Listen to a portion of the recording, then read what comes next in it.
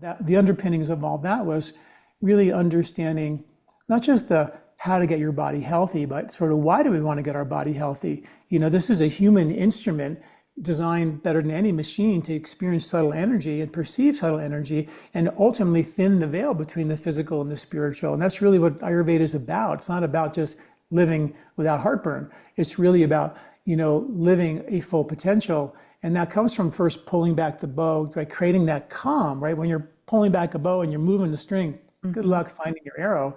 But if you pull back the bow and it's perfectly still and you take action from that silence, in Ayurveda, that's transformational. It frees you from old karmas and it actually allows you to function from the silence. And from there, you have a much better shot at beginning to perceive the part of us that never dies, that our spirit, our soul, that is something that in Ayurveda, it wasn't like you have to die to find out that you're a spirit, because that's how it is here. You die, and I hope it's a spirit thing was really true, but the reality is we have that ability to actually experience that while we're here. And that's what Ayurveda is truly about.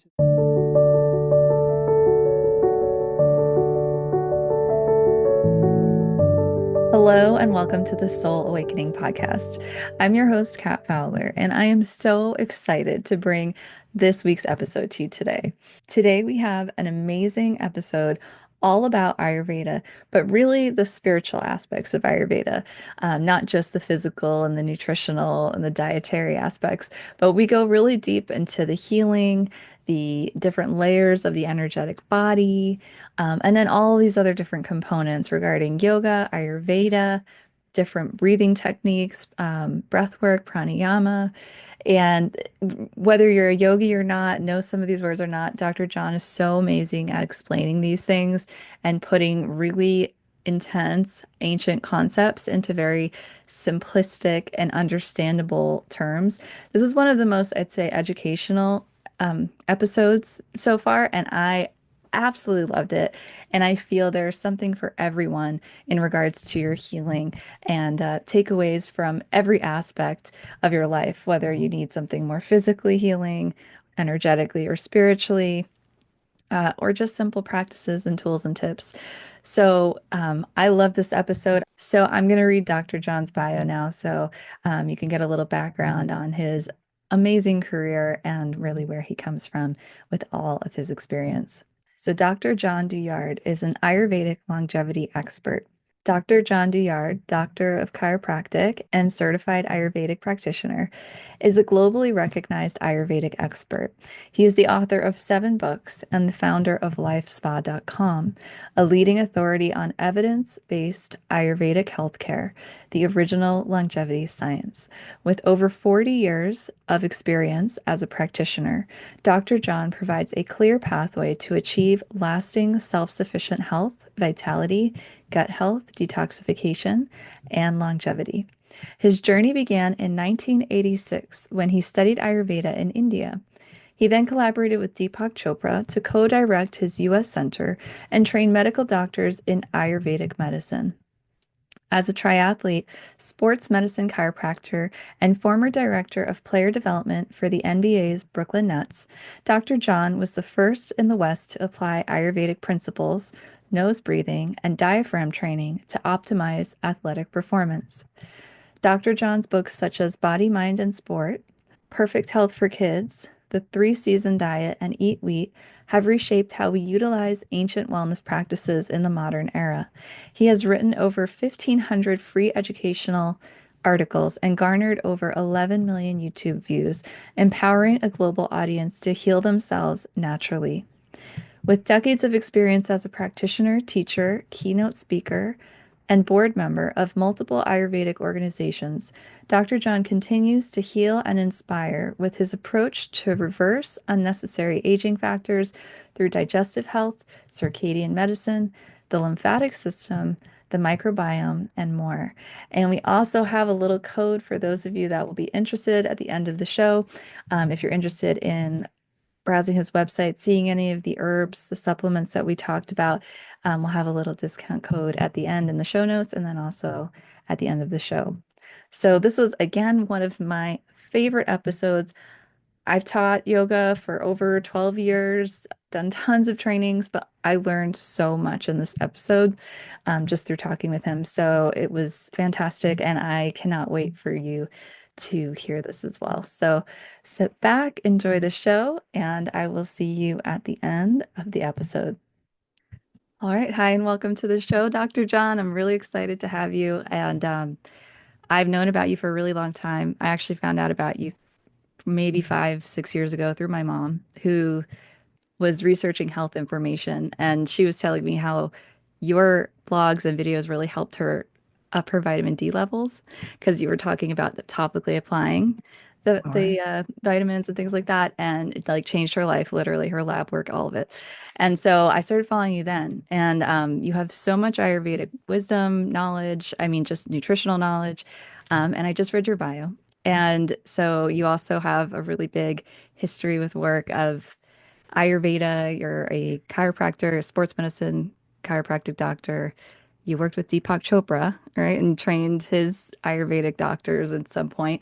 You were a triathlete. You've written 7 books. Like, there's just so much we can talk about, which I'm hopefully looking forward to getting as much in as we can. So, how did you really start your spiritual journey? And then, how did that lead into going to India and starting with Ayurveda? It's interesting because my mom just a week or two ago called me up and she said that this year is your 50th anniversary meditating. And my Oh, mom, when I was 18, 18, I guess, I must have just turned 18, she got me an initiation to learn TM for like mhm. $35. And so I did that. And it was really amazing because that was my first introduction, really, although I went to Catholic school and had somewhat of a spiritual life. I was an altar boy and all that, but I never really got it from a spiritual perspective. I just sort of went through the motions. But that was the experience where I think I remember I was always like, if I got out of my car, I was always trying to be the first one to wherever, like get to the red light and be the first one out of there, or run into a grocery store and run back out. I was always running, going fast, and just wanting to get things done fast. That was just the way I was. And then after I learned to meditate, I noticed that I was like sitting at a at a stoplight, and there was a bunch of traffic, and I didn't care, and I was just sitting Mm, there being like chill. And so fast forward, many things happened, but I remember I was in now chiropractic college in 1980, and I went to my first Ayurvedic lecture because I had heard the word Ayurveda. I was taking an acupuncture course at the time, and I was just fascinated. Like, oh my God, there's like an ancient Indian Ayurvedic knowledge, and I got to know what that was like. So I went to a lecture, and after the lecture, I went up to the guy who was giving the lecture, and I said, I said, I'm training for an Ironman. I wonder what you guys think from the Ayurvedic perspective. Is that a good thing or a bad thing? What do you think? And he was like, what is that? And I had to describe to him what an Ironman was, like a 2.5 mile swim, 112-mile bike, 26-mile run. He looked at me and he goes like, why do you do that?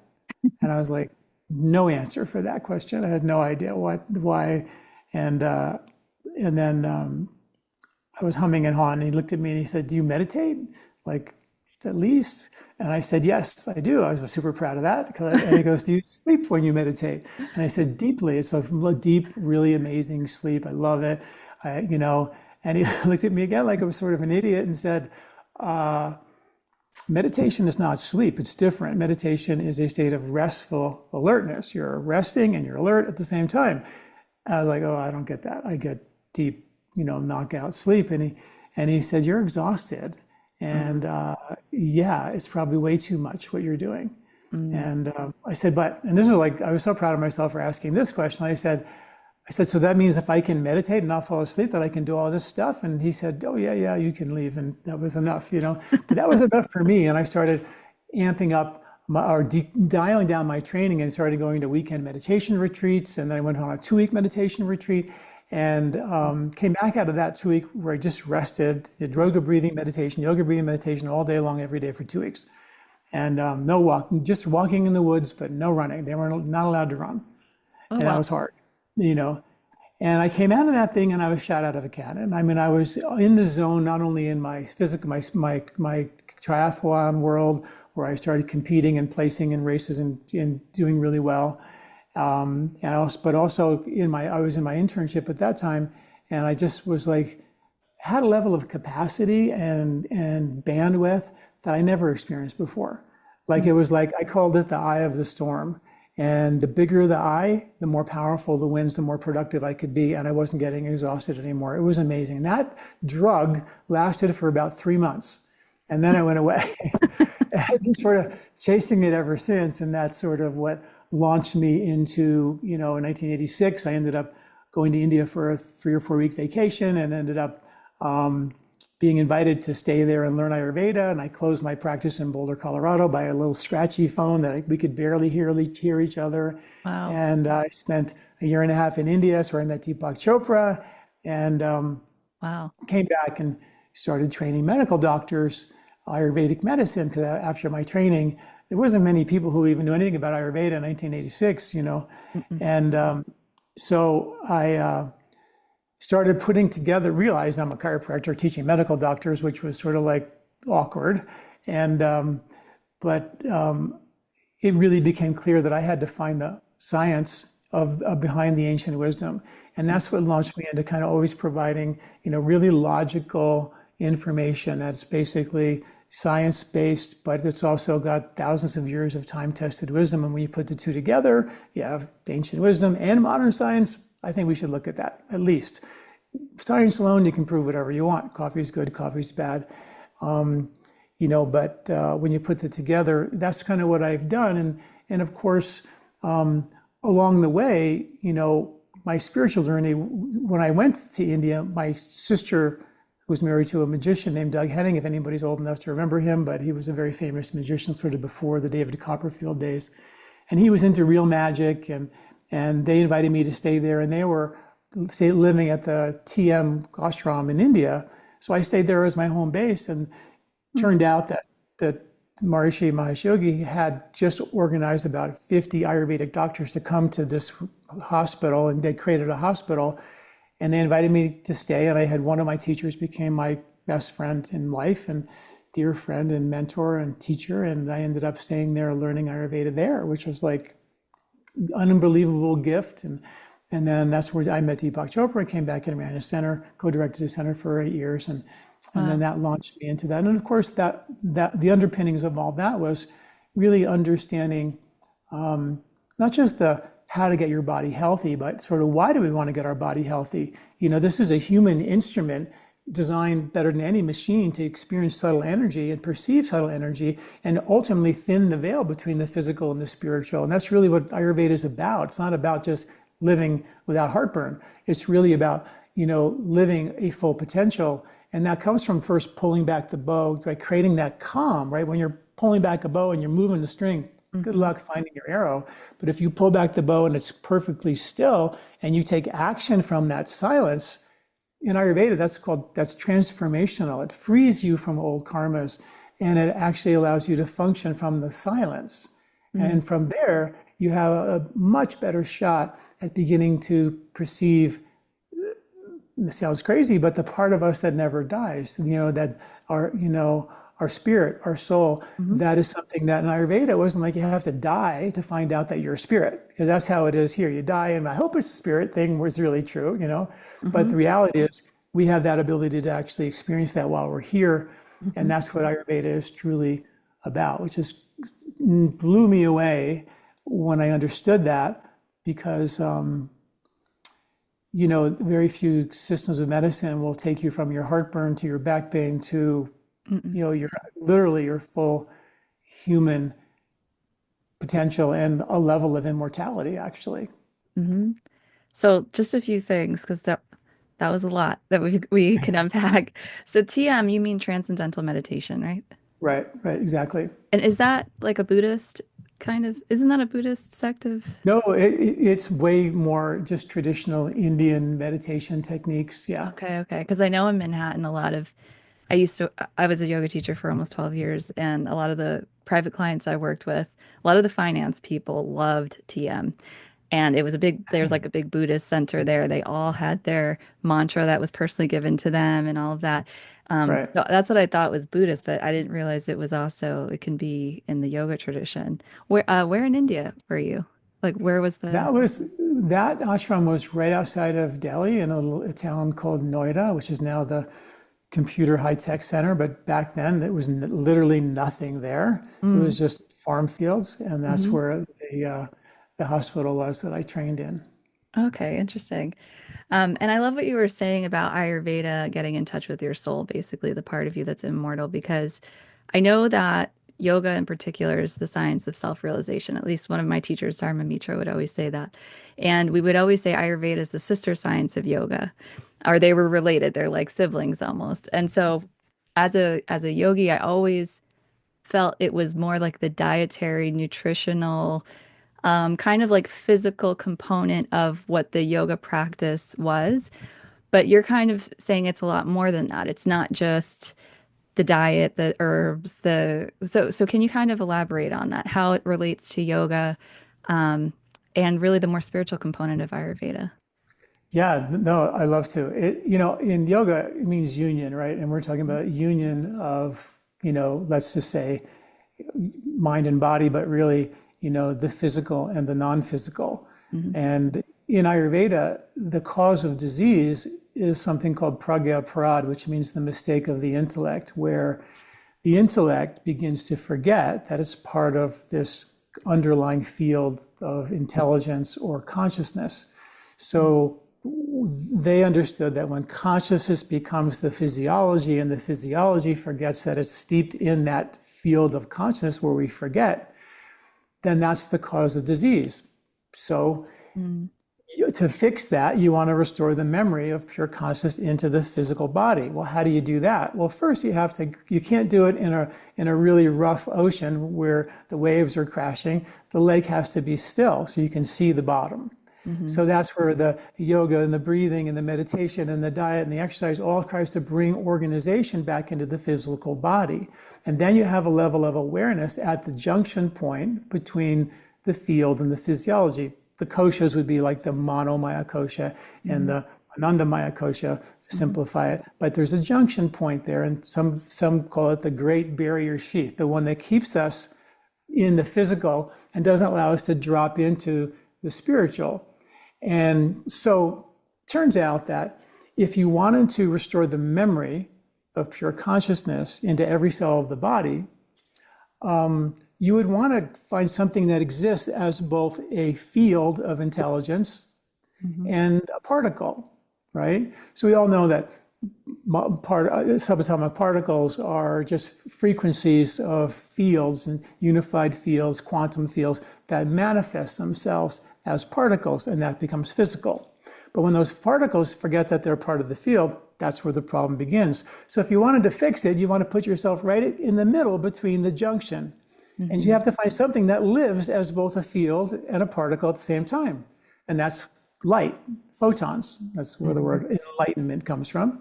So Hmm. photons are particles of light that function as a field and also as a particle. And it turns out that our body has releases what are called ultra weak photon emissions out of our DNA, thousands per minute. And they can either be coherent or incoherent. Most of them that are released are due to DNA damage, which are damaging to the body. Hmm. But studies show that when you do yoga and breathing and meditation, those ultra weak photon emissions that are released out of us become coherent. And when they're coherent, they carry information. Literally, the science is showing us that they carry our thoughts. And new research is showing something called the Bocon's phenomena, is that they actually carry our intention. Mm. So this is light in our body. And when they're in a field form, they carry information, but when they're incoherent, they're in a particle form, they're dense. Hmm. So if you were to put your attention at the junction point between consciousness and matter by meditating, yoga, breathing, leaving you still the lake, and now you're functioning at that level, then these biophotons become more coherent. And when they become coherent, taking this to a scientific understanding, there's something called quantum entanglement, which is the part that's required for us to fix the density of the body that lost its way. And quantum entanglement means that if two particles were in some way related or had some relationship with each other, like all the ones in our body are related, but they're photons, so they blast out into the universe. And if I were to observe one of those photons of light, it would alter one of the other photons of light that just might have happened to blast into another galaxy, literally. This is quantum physics. And instantaneously would change that other photon so far away, faster than the speed of light, which is why Einstein called this spooky action at a distance, because it didn't make any sense. Nothing's faster than the speed of light, but he was wrecked, but they had science to show there was something faster than the speed of light. They didn't know what it was. Now they call it quantum entanglement. And this is going to be the future of our cell phone. So or your computer. If someone hacks into your computer, quantum computing is going to be able to actually recognize that someone was messing with a photon that was entangled with the photon in your cell phone, and you'd instantly get an alert that you've been hacked. And this is the future of cyber, security, literally. It's the future of MRIs. It's really the next crazy thing that's happening. So from the Vedic perspective, they knew that if you could observe yourself at the junction point between consciousness and matter and create coherent photon emissions, which would be yoga, breathe, meditation, then that would, and have an awareness at that level, it would instantaneously change the density of the particles in your body that have lost their way in consciousness and restore the memory of pure consciousness into the physiology. And that is how Ayurveda at the subtlest and most spiritual level would actually heal the body, kind of tying ancient wisdom to modern science. That's sort of how it works. This is like a huge packet of information. That was amazing. So I want to back it up just a little bit. So for those that are newer and don't really know what koshas are, I mean, first I would recommend Googling it so they could see the image, because just being a visual person, that can help someone. It's almost like the different layers of the subtle body. But if you could just maybe briefly explain, because you were kind of talking about the border between the physical and the non-physical, just what the koshas are, even if it's just simply. Okay. No, it's great. There's 5 koshas. There's your bliss, which is your consciousness, let's say the underlying fields of intelligence. There's one just above that, which is a little bit more dense, which is called the Vijnana Maya kosha, or the wisdom sheath, right? So it's like an intellectual level of awareness. I call it like the lotus petal can be open or closed. When it's open, it's completely vulnerable. When it's closed, it's protective. So you have the bliss, which is your heart, which is very vulnerable. The next sheath, a little bit of protection. There's the lotus flowers that open and close and give you some protection. And then you have the great barrier sheath, which is like the wall between those two koshas, those sheaths, and your mind. And your mind is crazy, right? Your mind is all about your senses. And I want to get happy from the outside world and stimulated and loved and appreciated from everything outside of me. So that's the mental kosha. And the mind has an impact on the flow of your prana, your life force, which is your breath. So when you get stressed out, it changes how you breathe, right? So that's your prana maya kosha, or your prana sheath. And then that prana affects your body, right? If you don't breathe, you die. So your prana has everything to do with your body. So you have the outer layer, which is your body. Then you have your prana layer, energetic layer, really regulated by your breathing, let's say. And then you have your crazy mind, which is all about trying to get satisfied in any way possible. And that's the one that takes your attention outward for an experience of happiness or contentment.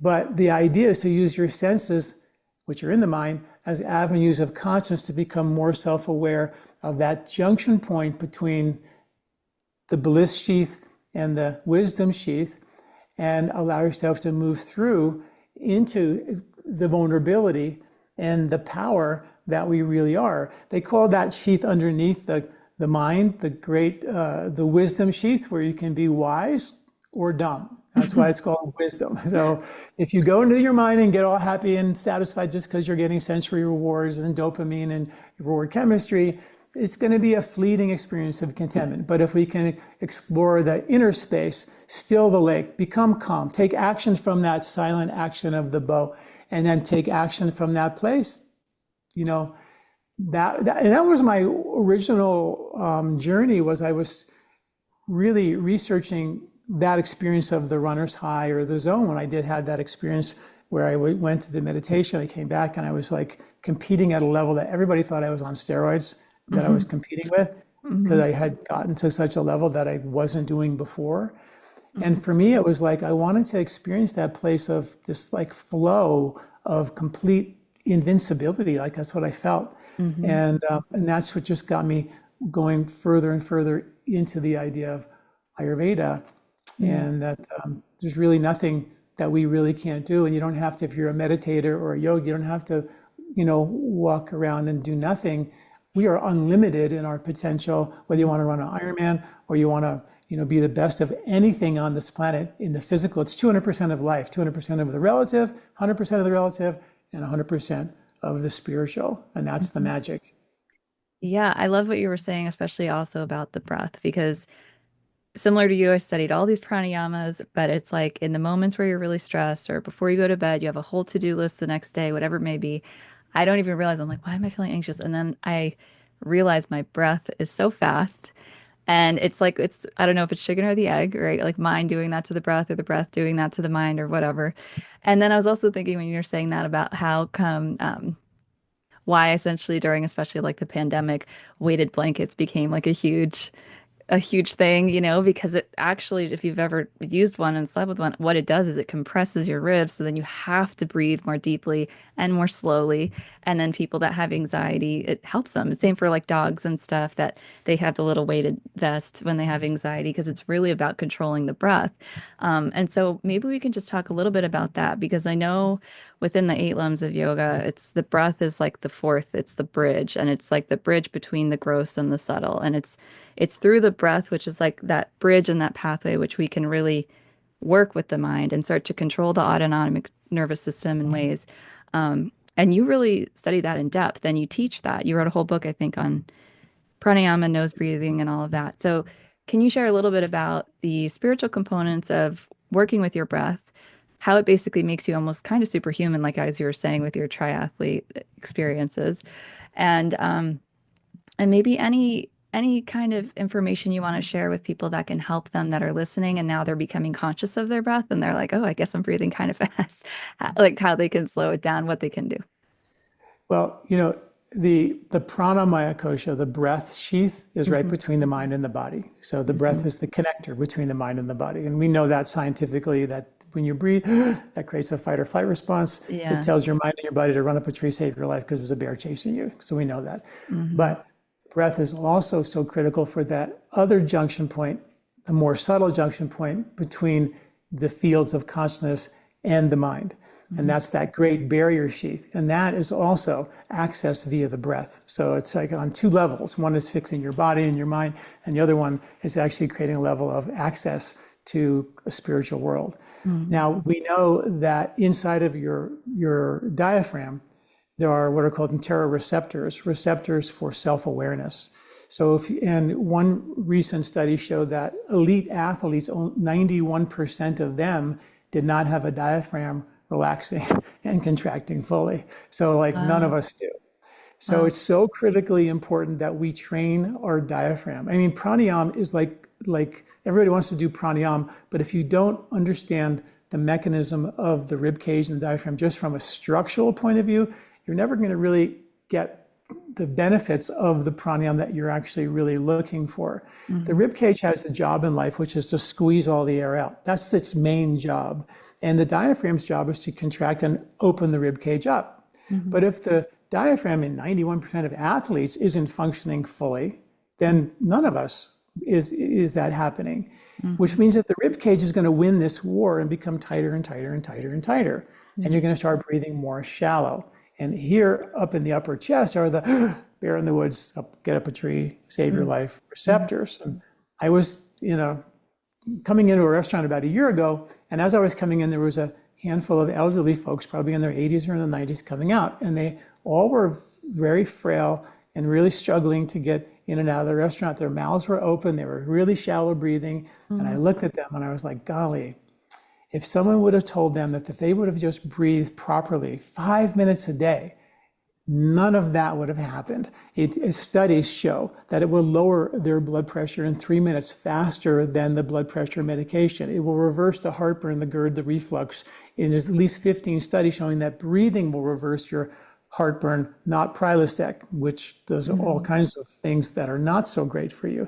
It's the number one pump of your entire lymphatic system. All the extra weight around your belly, the congestion about your digestion is due to lymph. It's the number one pump of the cerebrospinal fluid, which is the brain lymphatic washing system that pumps 3 pounds of trash out of your head every year while you sleep. And when that's congested, you can't sleep. It creates anxiety, depression, cognitive decline, inflammation, infection, Mhm. and even autoimmune concerns, all because your diaphragm isn't doing its job. So if you can actually just stave off the tendency for the rib cage to want to do its job, which is to squeeze the rib cage tight, and actually we fight back against that by movement. Like sitting is such a terrible thing because when we sit, we slouch on a Mhm. couch. Mhm. And that rib cage gets pushed into the diaphragm and pushes it into a downward pre-contracted position, which means that it Mhm. can't fully contract. Therefore, it can't fully open. Therefore, the rib cage slowly gets tighter. You become a shallow breather, and that becomes the real problem. So really simply put, and I can show you how to do some, I call them calisthenics for the diaphragm, the very first thing to do. And the first one is, first, if you can learn how to just breathe in through your nose always, with your belly first, and then your chest and your upper chest. And then take your arms up over your head. And now fill your belly. Take your arms up over your head. And now fill your belly. And then your chest, upper chest. And then reach for the sky as you reach in as much as you can. Up, up, up, in. And then come back. And when you do that slowly, belly, and your chest, and your upper chest, you'll feel your diaphragm pulling down and your rib cage pulling up, and you're going to create separation between your rib cage and your diaphragm. Then you would take it to the side, and you do the same thing, belly, chest, and then you do 10 on each side. And that's the first step in freeing up your diaphragm, is getting it to move Mhm. while you're moving. And then there's 3 videos in the article I have there. And the third video is just doing some very gentle yoga, but again, feeling your belly slowly, and then your chest slowly, and your upper chest, all part of one breath. And Mhm. then you go through that whole procedure. It's just like getting this rib cage and your diaphragm opened up is like the first step.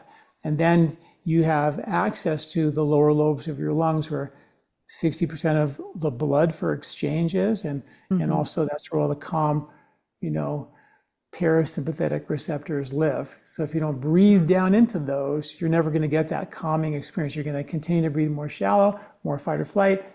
It saves your life, but it also degenerates you over time because that stress hormone that's produced is life-saving, but it's also very catabolic. It breaks the body down, you Mhm. know. Isn't the diaphragm one of the only muscles that like attaches into itself, right? Is that accurate? Yeah, it does. It's so complicated the way the Yeah. diaphragm functions. And with Yeah. most people, the rib cage gets tight, and Hmm. then the diaphragm, when it relaxes, is supposed to it's supposed to kind of parachute up under the rib cage. Right, But right. if the rib cage is really tight, then the diaphragm can't fully parachute, therefore can't fully relax. Hmm. Therefore, if it can't fully relax, it can't fully contract to open up the rib cage again. So Hmm. that's what happens is rib cage, and that's the second part of the calisthenics is do something called lateral breathing, where when you breathe in through your nose, you don't breathe up into your chest. You breathe Hmm. into the lower rib cage. So you actually breathe in, fill your belly a little bit here. Now I'm going to fill here, not here. So I'm going to push the air out here, and that's called lateral excursion. And then as I breathe out, I'm going to narrow my rib cage and then contract my abdomen. Hmm. And as I work on for a little bit of belly and then push the rib cage out here, you'll feel the pressure here and even into your back muscles, and you're forcing the rib cage to go open. And that, if you watch your dog breathe or your baby breathe or your horse breathe, the rib cage goes out to the side. It doesn't go up like us. Only reason why I have you going up this way, like I said, it's calisthenics. It's trying Gotcha. to get this rib cage to stop being a cage and get it to move for you. And once we get it to move for you, then we can work on the lateral breathing, and then you can go into pranayama. This is kind of just a technical question. Is that the cause of like the hypochondrial pain? Because at some point I was really dealing with that like a lot. I had a lot of anxiety maybe 3 years ago that I was dealing with, and I would get this hypochondrial pain and it would last for hours. And I would do all these things and it really wouldn't go away. And then once my stress levels went down, I was totally fine. I was seeing an acupuncturist, everything like that.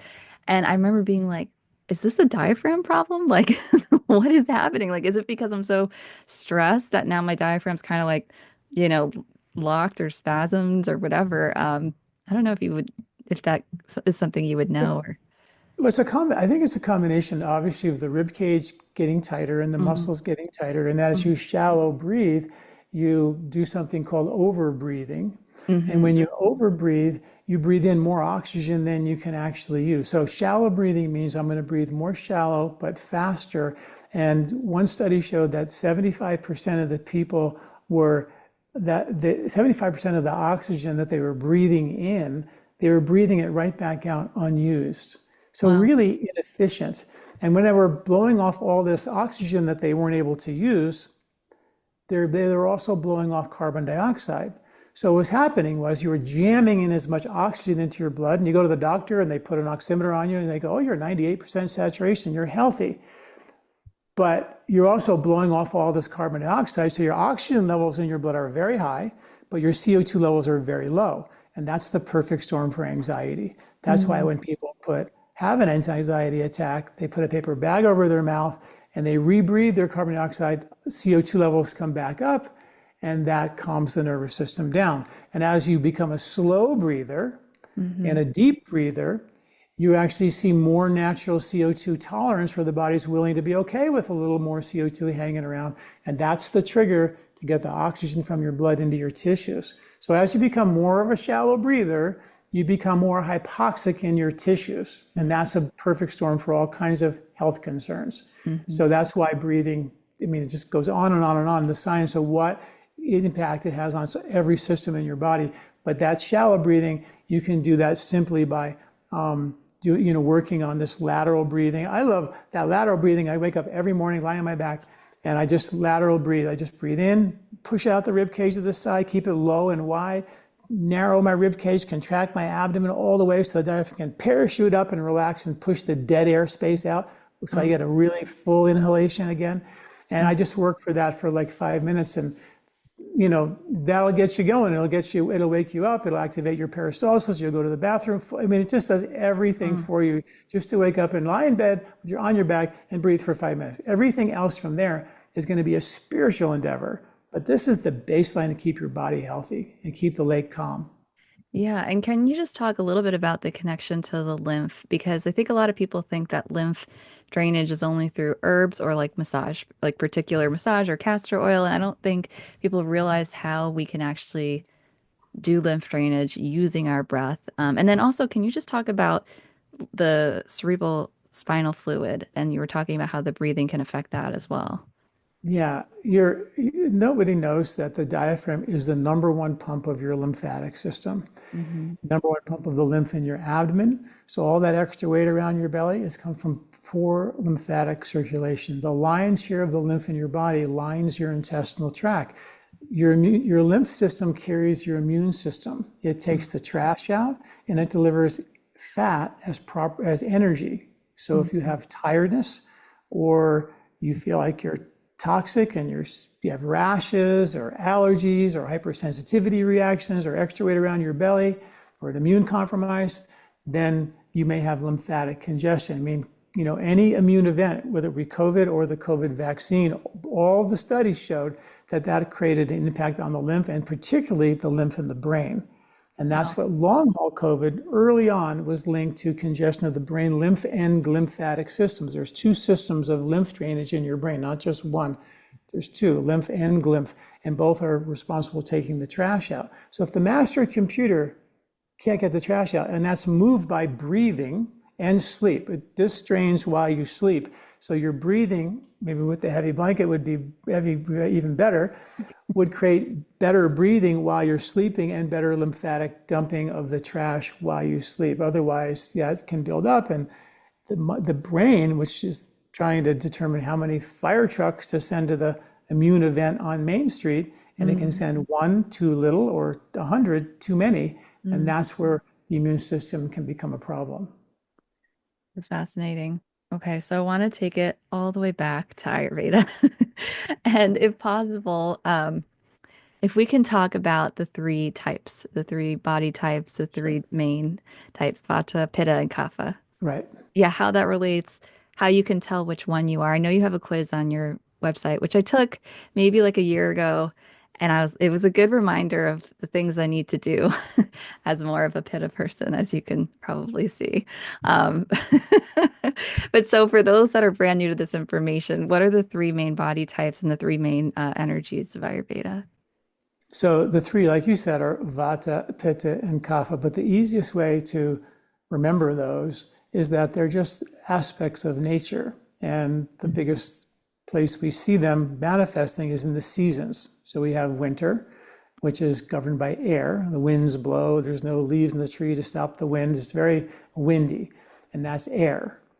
And people who have a lot of air in their body type are going to be cold like winter. So if you're the person who's Mm, always reaching for the covers, always need a sweater, can never really get warm, maybe a little bit more vulnerable to air-related things which govern your nervous system, which can dry you out, make you constipated, dry you out. Your nervous system feels a little restless. You can't sleep as well. That's the air quality. On the positive side, they're super aware, highly sensitive. They're the artists, they're the seers, they're the shaman. These are the ones who really are, and even the scouts who can sense danger many, many miles away to protect the tribe. They have the heightened level of awareness. Then there's the summer body types, the pitta, fire, like you said. And that's the one that has got more fire in them. So they usually have good digestion, but if you get too much of that fire, spicy food, Mexican food, beer, wine, cheese, all this fermented things, acidic foods, it'll overheat you. So you have a hot body type in a hot season eating hot, spicy food, you could easily overheat and mhm, boil over and start throwing pots and pans and things like that, or get inflamed. It has the word inflame, flame in it. So mm, that would be the vulnerability. There would be inflammation, right? But if they're balanced, they're fiery, competitive, they're driven, they make things happen. And then you have the spring body type, which is, and that's governed by earth and water. So these are the easygoing, calm body types. They're hypometabolic, where the winter body types are hypermetabolic. So these guys are easygoing and they're calm. They're extremely lovable. Yeah, maybe they gain a little bit of weight more than the Vata types who have a hard time gaining weight, but they have an incredible memory. They're natural leaders because people feel safe around them. They get a bad rap because they tend to carry a little more weight or get congested and things like that. But boy, if you're on line for your next life and they're handing out body types and there's the Vata line and the Pitta line, there's going to be a lot of people on that line. And there'll be nobody on the Kapha line. Go to the Kapha line. Trust me, go there. That's the one you want to be because it's the one that creates the most calm. The lake is still most of the time. It gives you a much better chance of being more self-aware and mm, experiencing the truth of your life. Ayurveda means truth. Ayur means life. Veda means truth. So the whole thing is about finding the truth. But if your mind is going 90 miles an hour and Pitta types want to just accomplish things all day long, and the Kapha's like, you know what? I'm just sitting here chilling and enjoying life. I mean, they're the ones, the Kapha ones in the cave, in the caveman times, they're the ones sitting by the fire, telling stories, loving each other, having a great time. mm. The Pitta types, they're the ones building a deck outside the cave with a big picture window. They want to make everything better. And the Vata types are the ones drawing pictures on the caveman walls and looking at the stars. Mm. They're all beautiful, they're all important, but there's something really special about having that innate ability to be still inside. And that's that spring, earth, water. Go for a walk in the spring, it's muddy. Now, that's the body type, very simple. If you're that person who's throwing off the covers all the time, you're more Pitta, right? So then what do you do about that? Simple. Nature had the antidote for the extreme of each of those seasons. So if you're a winter body type, a cold person in a cold season, and you're eating freezing cold, Iced smoothies coffee. in the morning Yeah. with frozen berries, right? Hmm. First of all, nature in the winter, there are no berries and there are no real vegetables. It's going to be, a higher protein, higher fat time of the year. That's why the squirrels eat nuts and seeds because they're heavy. So nature will provide the antidote to the extreme of every season. So if you're a winter body type, a Vata body type, then you need to really eat food off we have a grocery list for winter. Just eat all these foods. This is what nature provides. Eat more of them, and you're going to be good to go. If you're Pitta, you want to eat cooling foods, like fresh, the vegetables and the fruits that are harvested to actually cool the body down. And if you're in the spring, if you think about what's happening in the springtime, we're doing this in the spring, there are no pastas or pizzas being harvested. There's no grains being harvested. It's a very austere time of the year in terms of eating. It's a calorie restricted time of the year. It's also a time where we're eating, more root vegetables and spring greens, and that forces the body to burn fat and to detoxify. It's a reset of the microbiome in the spring. It's nature's new year. So the springtime is a time where you really do sort of go onto somewhat of a keto, higher protein, low carb, no carb time of the year. At the end of the summer, you have carbs in abundance. You have fruits and vegetables and grains and all that. And we have bugs in your gut, according to the hunter-gatherer tribes, that change to be able to digest more carbohydrates at the end of the summer, called bacteroidetes. And in the spring, we have different bugs in our gut called actinobacteria that are specifically good at getting energy from fat and fiber. So we're circadian beings, and we don't act like them, but that's a big part of how we stay in sync with Nobel Prize winning science, which is called circadian medicine, that your biological clocks and nature's circadian rhythms are in sync with each other. And we've done a great job of making sure that we're not in sync. And it's simply understanding, okay, I'm a Pitta, you're a Pitta, I'm a Pitta body type-ish too. So I have to look at the summer and make sure I'm not eating too much spicy food or too much fermented food or coffee or cheese or wine or beer, all these things that would actually heat the body up. You have to make sure you don't overheat in the summer. You don't want to get extra congested in the spring, eating too many pastas and pizzas when it doesn't exist from the harvesting perspective. And of course, in the winter, we want to make sure we don't get too dry and too cold with warmer foods. And we're talking about 3 seasons because there's 3 harvests. There's 4 seasons, obviously. There's a spring harvest, summer harvest, and a fall harvest for winter eating. Nature always takes a bit of a rest, like there's a resting cycle. That's how it works. And typically in Ayurveda, we could be 2, right? Because I know when I first went to an Ayurvedic doctor, outside of saying I need to drink mint tea for the rest of my life, she was like, you're a Pitta Kapha. And so like we can have 2 that are our primary doshas, right? Right, exactly. Like that's what I'm mostly Pitta and Kapha. And so that means I'd have 2 times a year. In the springtime, I have to be careful because if I eat a lot of pasta or if I eat a lot of, carbohydrates, I might gain weight, which you kind of want to lose weight in the spring because that's why all the fasting and the religious fastings are there. That's the time to clean house. And also I might get more congested at that time. So I always go in the spring, I go on a real austere diet, really low, very, very low carb and, much higher fat time of the year and root vegetables, beans, things like that. But very, very little real pure carbohydrates. And they relate to those 3 body types, right? The ectomorph, the mesomorph, I forget the other one.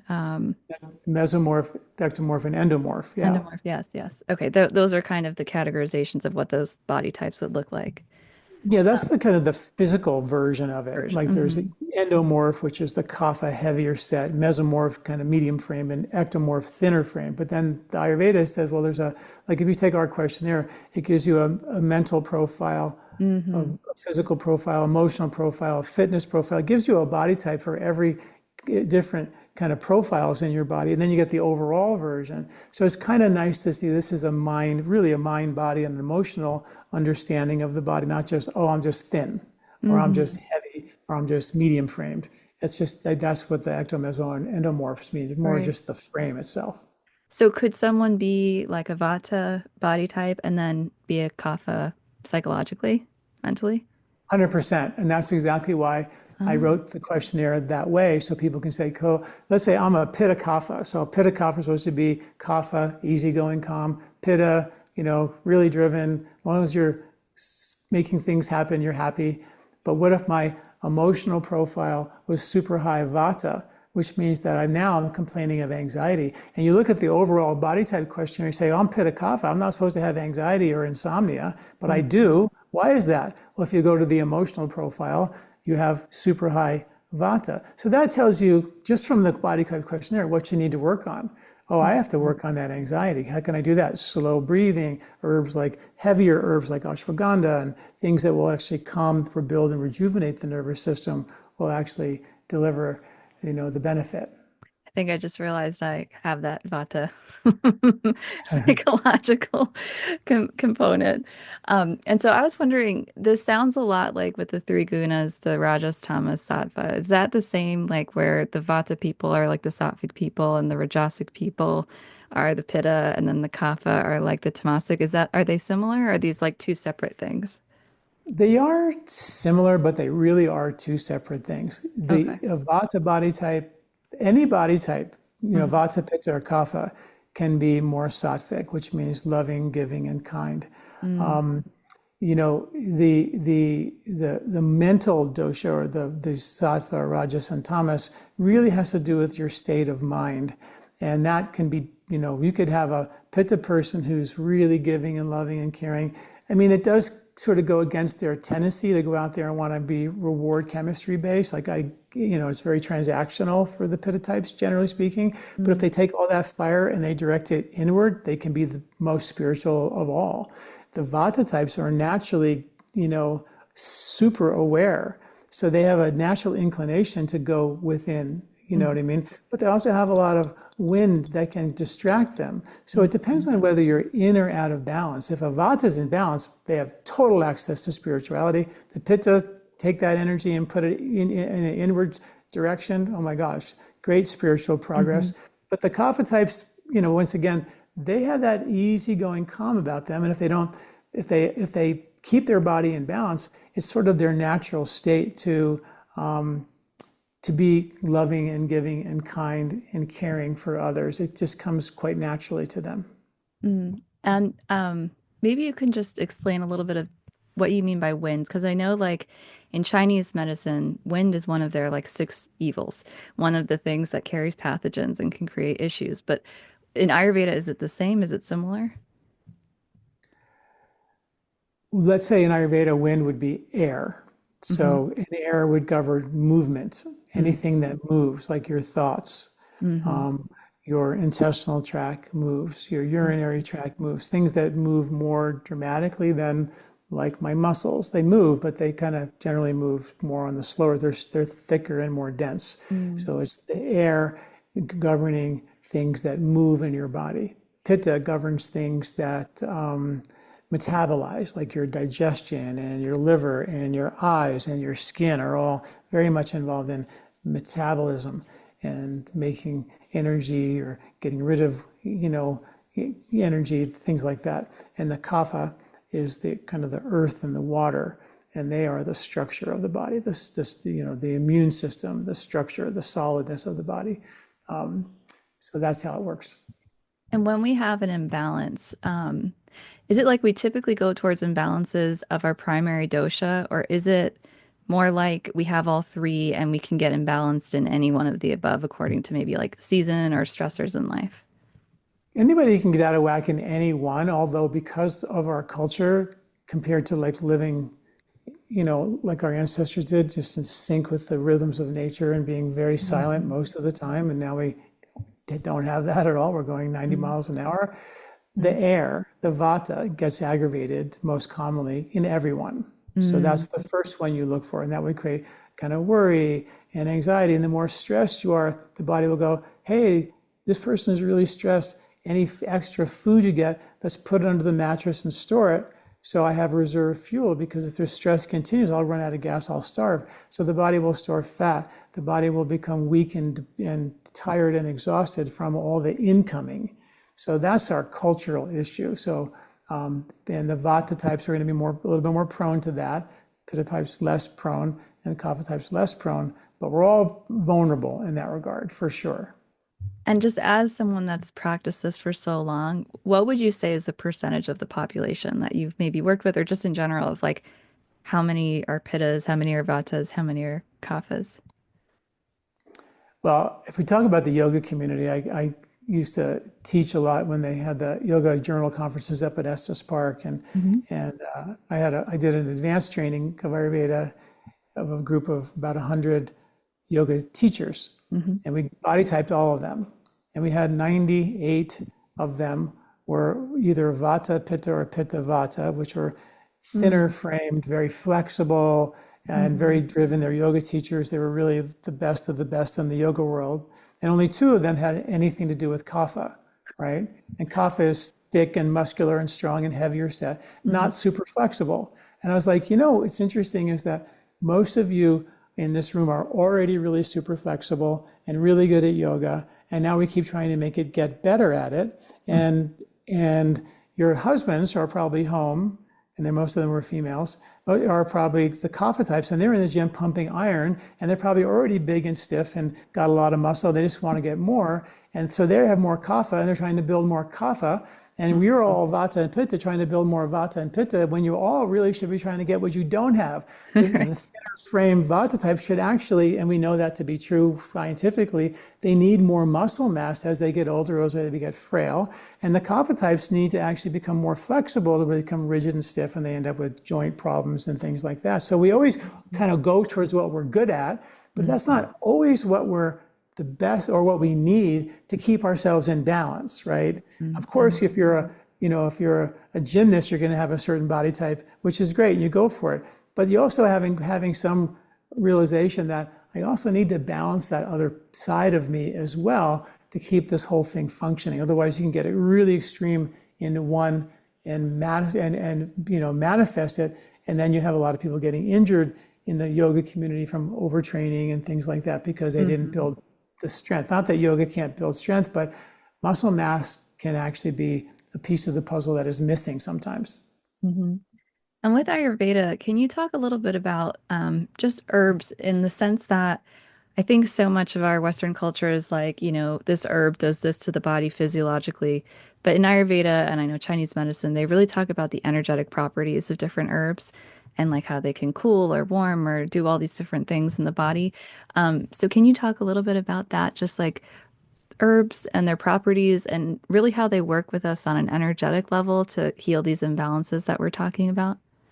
Well, 100%. First of all, it's the same kind of thing. If you take an herb like ashwagandha, Hmm. which is harvested in the fall for the winter, so it's a warm, heavy, sweet root. And that warm, heavy, sweet root you can put in soups, and traditionally it was put in soups and stews all winter long to build your immunity and strengthen you, give you endurance, and rebuild and rejuvenate the nervous system, which was that winter was the time for deep rest and rejuvenation because you didn't get a lot of sun, right? Hmm. Now, and so the energy of that would be a warm, heavy, sweet root, and it would be perfectly harvested at the time when the body really needs it, right? Now you take an herb like neem, for example. Neem is the leaves of a neem tree, which has been shown to be incredibly antiseptic, incredibly gets rid of biofilm. So during the summer months when you see all the little bugs crawling everywhere, and during the summer months more, the body also is more vulnerable particularly the skin or the inner skin, your intestinal tract, is more vulnerable to opportunistic, undesirable bacteria infiltrating into your gut. Well, Hmm. neem was the classic herb harvested throughout the spring and summer that would actually get rid of the biofilm, heal the skin of your intestinal tract, and protect you from those bad bacteria from proliferating. So nature always again provided the antidote to the season in the foods as well as the herbs that were used as well. Turmeric is harvested in the early spring. You dig up the Hmm. bitter roots, and dandelion, same kind of thing. That will kind of those alkaloids will clean all the mucus off your intestinal villi and help clean all the winter holiday food out of your intestinal tract so you can then inoculate with the spring greens and the right bugs for the right season. And what's also beautiful about Ayurveda was they understood that there was invisible bacteria. They called them krimi. They knew about the microbiome thousands of years ago. They couldn't see it, but they talked about it. And now we know that when you take a plant and you sterilize it and place pesticides on it, you kill the microbes on that plant that will actually help you make certain digestive enzymes to help digest things like wheat and nuts and beans and things that are harder to digest. Mm. So the idea is that on the plant and the food that you eat, there's the food, the plant, the herb, and there is the natural occurring microbiome. They're called bacterial endophytes. And those bugs support the growth, the intelligence, the immunity, and the benefits of that plant. They go together. So what we have in America is we have extracts of extracts. We take one chemical out of a plant, Right. turmeric, the curcumin, we sterilize it, pour it in soak it in alcohol, and then we give you this sterile product, which is great as a medicine. It'll do the job for you and will have some consequences for that. But when you take the whole plant, it works with the body, just like when you eat food that has it's organic, you're inoculating your gut with the right bugs for the right season, as well as getting the benefit of the food. So that's the beauty of Ayurveda. They knew that there was some intelligence in the food that was so subtle and so delicate. You need to cook it and cook it slowly. And of course, everything was organic historically. They didn't have to worry about that. But they understood the delicacy of the intestinal environment and how important it was to feed it and not just kind of overrule it with antibiotics or really aggressive herbs that are sterile and soaked in alcohol that can be really irritating to the very delicate skin of your intestinal tract. Yeah, and isn't like I forget aspirin or one of them one of the pharmaceutical drugs is like based off Boswellia. It's like they took the main extract and then that's the painkiller. I forget which one it is. Maybe I have to Google it. Maybe it's aspirin. But I remember when I learned that I was like, so basically it's herbs, but they just couldn't patent the herbs. So then they found a way to take everything out that was exactly what you were saying necessary and then just sterilize it to this one thing. And for listeners that are new to your work, just so if you're hearing all this and you're like, oh my gosh, this is a lot of information. Like I want to find out about myself. I want to find out about some of the herbs that maybe I could use to help me. You have a whole website and blog. I watch your videos and I would always search your website in particular when I had an issue going on looking for what herbs to take. So you do have so many resources available on your website regarding everything that we're talking about. And also you have your own line of supplements. Right. Yeah. Yeah. At lifespot.com, from the very beginning, I started writing articles about Ayurveda and ancient medical wisdom and modern science. So we have, I think, over 1,500 articles there about every health topic you can think of that I could find, an ancient practice and the modern science. So it's all science-based, so you don't have to worry about the fact that we're just making it up because you never really can trust what's on the web. And then along the way, I've been in practice since 1986, 1984 really, but in Ayurveda 1986. And, so I've developed an Ayurvedic line of products that I use with my patients over the years. And that's kind of also, I think, it's always good to get products that are developed by a practitioner because, if I'm giving it to my patients, it has to work. Otherwise, I wouldn't use it. But most products now are made in laboratories based on the science. And you look at Boswellia, and it does this, and it does this, and this, and they put it in an extract form with a bunch of all the other herbs that are good or products that are good for the joints. And they give you this super shotgun joint formula, which rarely actually delivers, and I've tested so many of them, in terms of my practically in the clinic with my patients. And so, the science will always tell us one thing, but it's not until you put it into a clinical test do I actually kind of really use it. And over the years, I've been able to I formulated for a handful of other companies, made herbs and formulated for them as well over the years. And of course, I've been formulating for my own product line for many years as well. And I think and of course, they're all, we have a whole herb line, which are all organic, and they've got the whole herb with all the natural microbiome. We test the bugs when we get the raw material, and we test the microbes in the final product as well. We see the FDA, if you do the rules by the FDA, there's so much testing going on, you're going to get a safe product. That's the key. Where if you don't have that sort of, manufactured in an FDA certified lab with GMP, good manufacturing practices, you really don't know what you're getting. You shouldn't do that. People should know that. What supplement they say, it should say that it's been manufactured in an FDA certified lab, which means it had to go through this rigor to make sure it's safe for everybody to take. Yeah, and I know I've taken some of the herbs from your site. So also you usually have like a YouTube video or some kind of video explanation of what's happening and how to take it. So it's really easy actually if once you figure out what you need. So I appreciate that. This is the last topic, and it's very, I don't know how much time you have to talk about it, but it's something that I briefly saw on your website actually, but I haven't actually seen videos of you talking about this. But you talk about Vedic healing and quantum healing. And if you could just talk a little bit about that and how that relates to kind of your practice and Ayurveda and everything that we talked about. Well, we touched a little bit about in the beginning, we talked about Yes. the biophotons and the ultra-weak photon emissions. And, Hmm. when I went to India, my teacher was a pulse diagnosis expert. So so I literally followed him around like a puppy dog for like a year, just taking my pulse and throughout when I was by myself and then seeing patients with him. And what so then make a long story short, I ended up going back to the States, and I was now with Deepak, and I started traveling around teaching Ayurveda and around the country, and I would teach post-diagnosis classes, how to actually learn how to do this yourself. And in one situation, in the back of the room, it was in Los Angeles, the guy fainted in the middle of the course, fell off his chair, and we stopped the class and helped him and got him ready, and he said, no, I want to finish this class. I said, all right. So at the end of the class, I said, you okay? And he goes, yeah, I'm feeling all right. But, and I said, can I call you in a couple of weeks, see if you're okay? And he said, yeah, please do. So I called him back. This was before cell phones. I call him up. I said, how you doing? He goes, you know what? He goes, I only fainted once before in my entire life. And that was about 10 years ago. It was in Mexico. I don't know if I ate something, but I ended up with this pain in my liver area and all the way into my mid back, and it was severe. And it hasn't gone away in 10 years. And I went to every healer, medical doctor, had every scan possible. That's why I went to your pulse course, because I wanted to figure out if I could figure out for myself what was going on. But as I was taking my pulse, the same feeling I got when I fainted in Mexico, I got clammy, I started sweating, I felt nauseous, and I had the exact same feeling in your pulse course, and I fainted. And he goes, and you know what? In the last 2 weeks, I haven't had that pain again. And so it completely disappeared, eradicated the pain.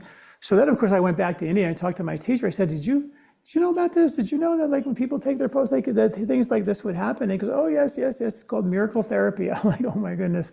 But the idea behind it was that when you become, like if the body is aware, if you cut your finger, you don't think scab, right? The healing process is involuntary. It's what the placebo effect is, so involuntary. All you have to do is have a level of self-awareness heightened that allows you, and maybe also have a belief that you could heal, but you don't think about scab being an issue, you just heal it. So it's a very spontaneous healing response that we all have, but all we need is to create a still lake. And once you're at that still lake, we know studies show that if you initiate an intention only, that those ultra-weak photon emissions will carry, if they're coherent, will carry that intention and facilitate a healing response. And that's the mechanism of Vedic healing. That's what Vedic healing really is. And that's where, once you still that lake, you not only know how to heal, but you also know what you need too. You start craving the right food in the right season, or the right food for your body type. You have a natural inclination of how to live in harmony with yourself and with nature. And that's, of course, a big piece of that. We all kind of flow on this dance together. But that's what Vedic healing is. That's what really fascinated me. I'm so glad you asked, because it was like the part of Ayurveda was like, yeah, we do the yoga, the breathing, meditation, the herbs, the diet, all that. But at the end of the day, it's reestablishing a level of awareness that we are not our thoughts, we are not our actions, that there's an underlying field of intelligence that even Einstein talked about that pervaded everything. It was an intelligent field. And we think our thoughts are the intelligence. They're not. They're actually, if you actually sit still and be quiet, you can actually be the observer of your own breath. It's a great exercise. And then you realize, wait, if I'm observing my breath, and who's breathing? That's an interesting question. Then you can say, well, what if I observe my thoughts? If you're like in a real still meditative state, and now I'm observing my thoughts. I'm observing my thoughts. How could I be the thoughts if I'm observing them? So next thing you start to realize that there's a feeling of silence around you all the time. Mm. And if you give yourself permission to go into the woods and train yourself to that silence, you can begin to start feeling a level of a silent presence that's there with you all the time. And the more that you dip the cloth in that dye, the more that silent awareness becomes more obvious to you.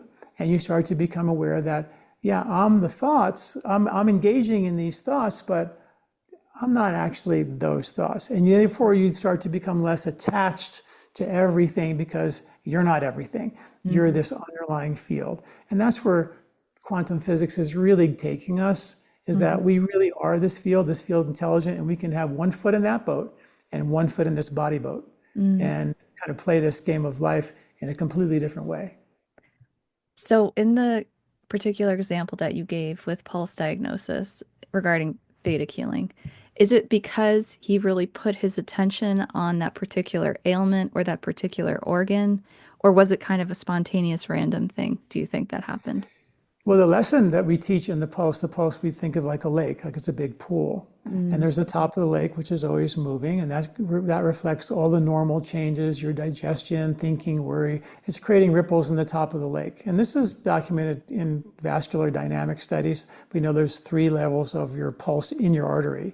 And then there's the bottom one, the bottom of the lake, which is the non-changing part of you. It's like the bottom of a lake. It doesn't move much down there. That reflects the part of you that doesn't change very much, like your body type we talked about.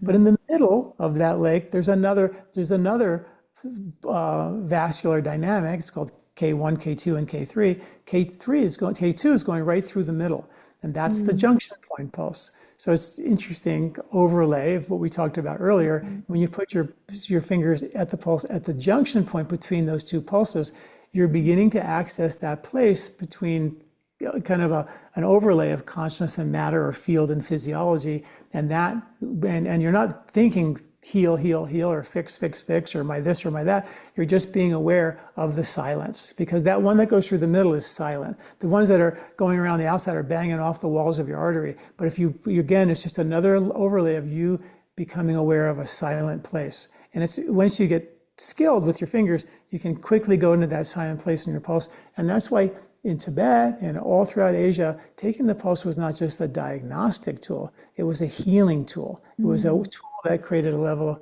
of awareness. And I have many stories I can tell you about how I've seen things heal by just doing that. Wow.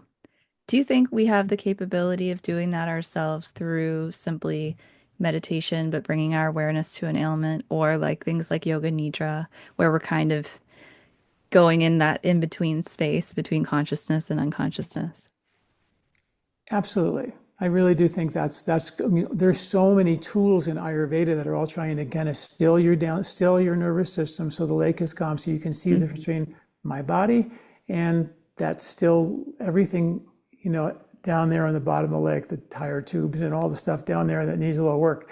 But that's that all these tools, whether it be, eating with the seasons creates a harmony, doing a cleanse at the junction of the seasons, waking up at the sunrise, worshiping or being aware of the beauty of a sunset.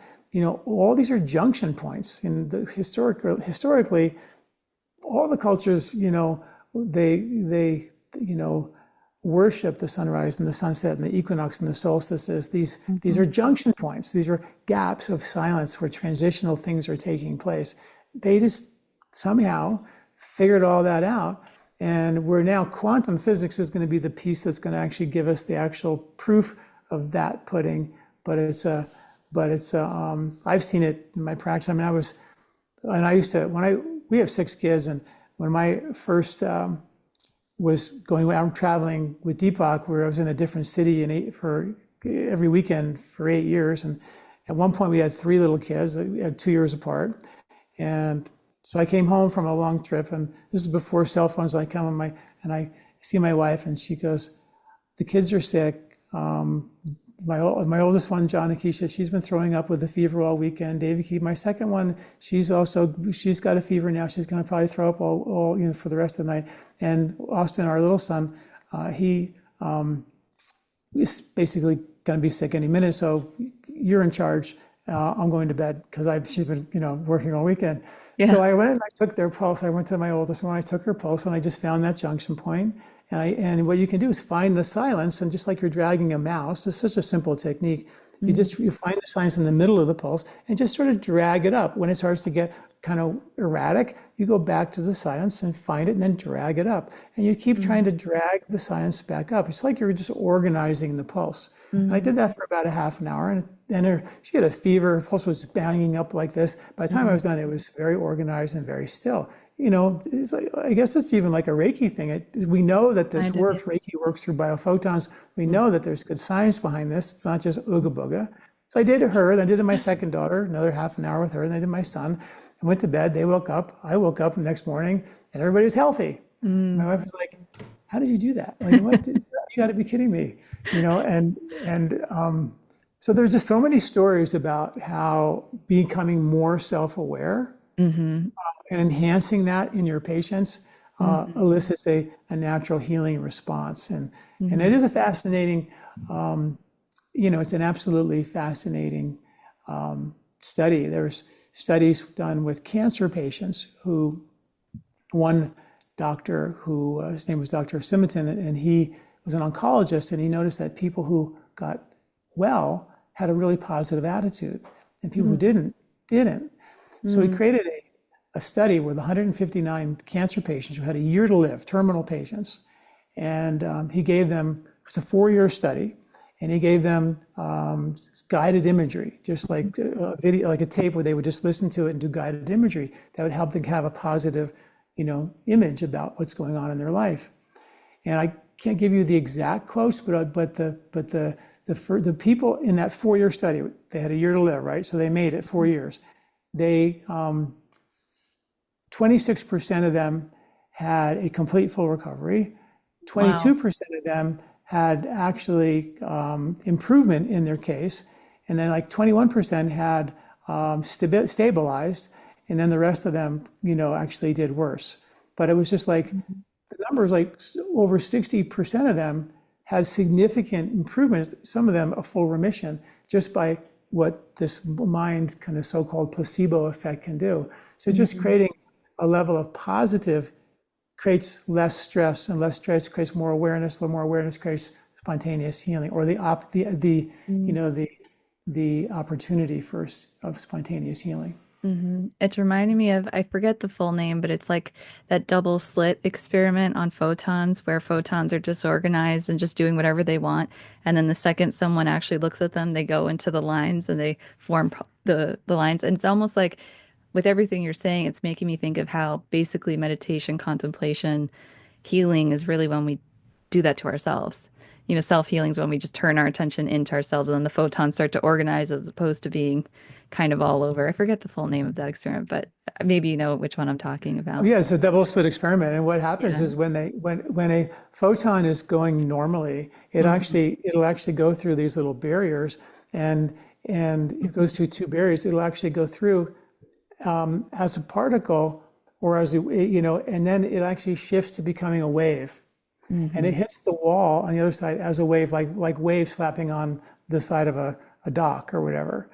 But if you observe them from an outside observer, it could be a camera, it could be a person, then when they go through that as a particle, they stay as particles, and they have little bullet holes on the barrier. You can see it just banging against the same spot again and again. So they never became a waveform. So the theory is that when they are being observed, when they're not being observed, and they go through this barrier, they actually interact with each other as waveforms. But when they actually are observed, they're interacting with the observer. And that means that they're not actually, now they're interacting with something else, and that creates a level of incoherence where they're not interacting with each other any longer. So the idea within us, we want to interact with ourselves as opposed to interacting with everything outside of ourselves. When we're acting with everything outside of ourselves, and I do a little bit of both, but the idea is that when you become more self-aware and you interact with yourself, then the photons stay in a wave-like pattern. A wave-like pattern carries the information. It carries the intention. It's aware of itself as light, and it functions as light in the body. That's why light carries our thoughts, which is crazy. We think nerves carry all of our thoughts. Studies show those nerves aren't fast enough to cover and carry our thoughts, and that these pathways of light are what are actually carrying our thoughts, which is really quite beautiful. And when they're coherent, they carry more more information, which is beautiful. So that's the idea: is that when you are observing yourself as opposed to observing others, that's when you get the benefit of the healing effect, the spontaneous awareness, where the body recognizes, hey, I'm now aware of myself as consciousness. And just last question, with yoga nadis and similar to like Chinese medicine meridians, which are different, is it photonic energy that's flowing through the nadis, or is prana something different? You think prana, chi, energy? Yeah, that's a good question, and I would have to speculate on that. I think that there's a lot of research on prana being many things, but it also could be, there's a lot of research now showing that nitric oxide, which is a Nobel Prize winning, the gas that won the Nobel Prize as the panacea molecule back in 1998, there's research suggesting that that might be the prana, and it's linked to healing the body on every level.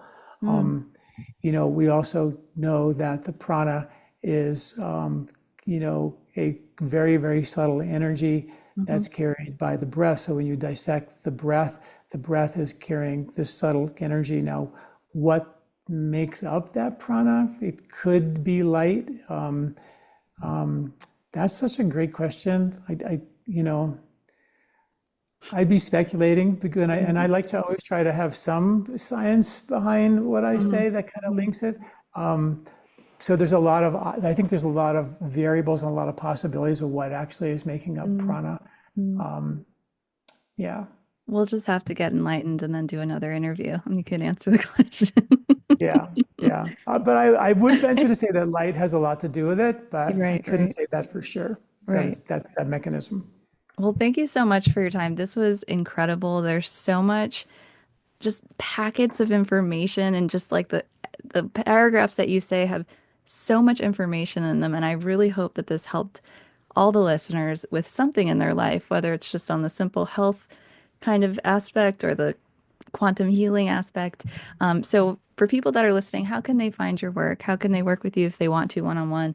And also use your supplements, because I do, and they're amazing.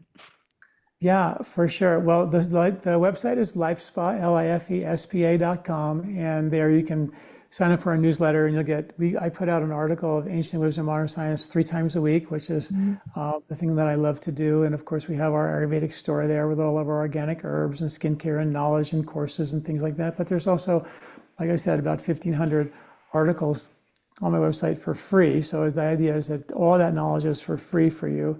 And of course, I'm on all the social channels, so you can just either follow me through at LifeSpa or at my name, John Douillard. And become a member of our family. We it's the knowledge just keeps evolving.